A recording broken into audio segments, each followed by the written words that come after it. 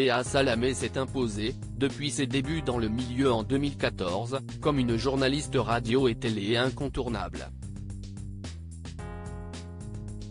La compagne de Raphaël Glucksmann est devenue une figure phare de France Inter et de France 2, maîtrisant l'information politique avec aisance.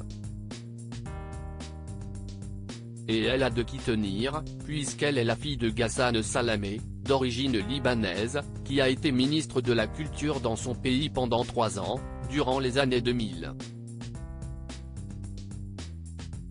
Politologue de 72 ans, il a été envoyé spécial de l'ONU en Libye de 2017 à 2020.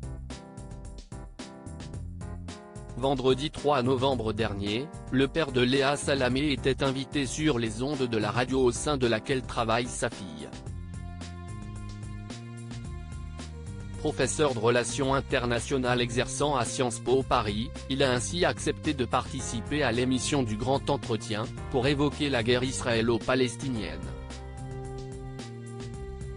Ayant publié une dizaine d'ouvrages sur la politique libanaise, la paix au sein du Proche-Orient ou encore sur le nationalisme arabe, Ghassan Salamé est devenu enseignant à l'Institut d'études politiques de la capitale française en 1987. Grâce à ses connaissances, il est devenu directeur de recherche au Centre national de la recherche scientifique, CNRS, et a été plusieurs fois distingué.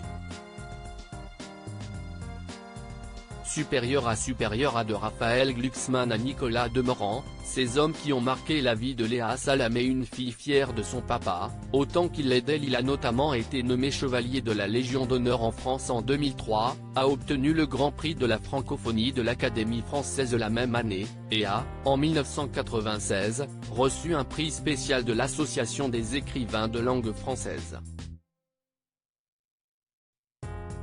De son côté, Léa Salamé n'a jamais caché son admiration pour son père.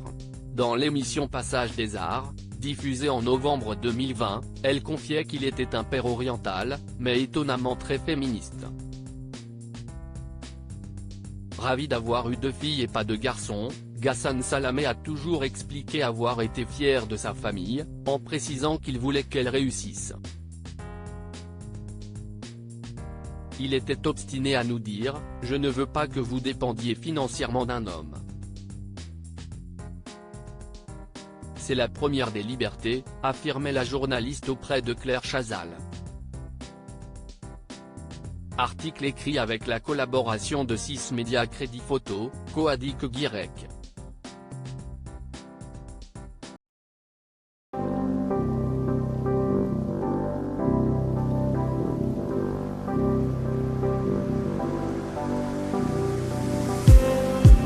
Just need